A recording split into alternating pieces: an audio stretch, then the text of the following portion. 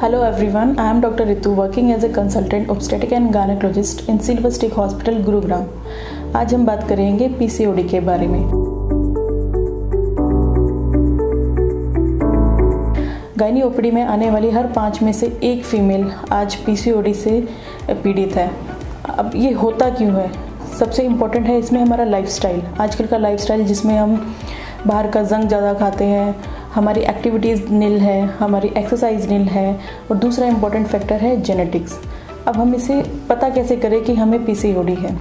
PCOD वाले patient को सबसे पहले क्लिनिकल सिम्टम्स आते हैं, जैसे पीरियड कम आना, आते आते रुक जाना, पेशेंट को 2 से 4 महीने तक, कभी कभी 6 महीने, कभी साल तक पीरियड नहीं आता।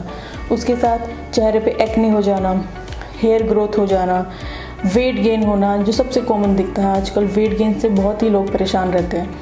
तीसरा, अगर पेशेंट रिप्रोडक्टिव एज ग्रुप में है तो पेशेंट के बच्चे होने में डिफ़िकल्टी होना। तो हम इसको डायग्नोज कैसे करें? जब आप अपने डॉक्टर के पास पीसीओडी के साथ जाते हैं तो most of the patient they already have ultrasound पे पेशेंट का पीसीओडी ओवरी में आया हुआ होता है, लेकिन हम सिर्फ अल्ट्रासाउंड के बेसिस पे ही पीसीओडी को डायग्नोज नहीं करते। इसके लिए हमें पेशेंट के क्लिनिकल फीचर चाहिए होते हैं, अल्ट्रासाउंड की रिपोर्ट चाहिए होती है, और तीसरा हार्मोनल प्रोफाइल भी हमें चाहिए होती है। हार्मोनल प्रोफाइल के लिए हम इन्वेस्टिगेशन करते हैं जिसमें LH, FSH, serum testosterone, patient का ब्लड शुगर, लिपिड प्रोफाइल, ये सब इंक्लूड होता है। अब हम इसे ट्रीट कैसे करें? The most important factor for the treatment of PCOD is lifestyle.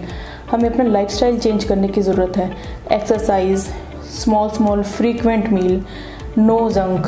अगर पेशेंट पीसीओडी से पीड़ित है, अगर वो अपना 5% वेट कम करता है तो पीसीओडी की ट्रीटमेंट में उसे बहुत ज़्यादा लाभ होता है।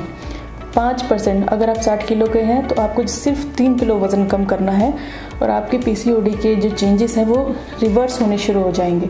अगर पेशेंट रिप्रोडक्टिव एज ग्रुप में है और अगर पीरियड उसके नहीं आ रहा है तो हम इसमें आजकल एक नई ओरल कंट्रासेप्टिव पिल्स आ गए हैं, वो हम पेशेंट को दे सकते हैं।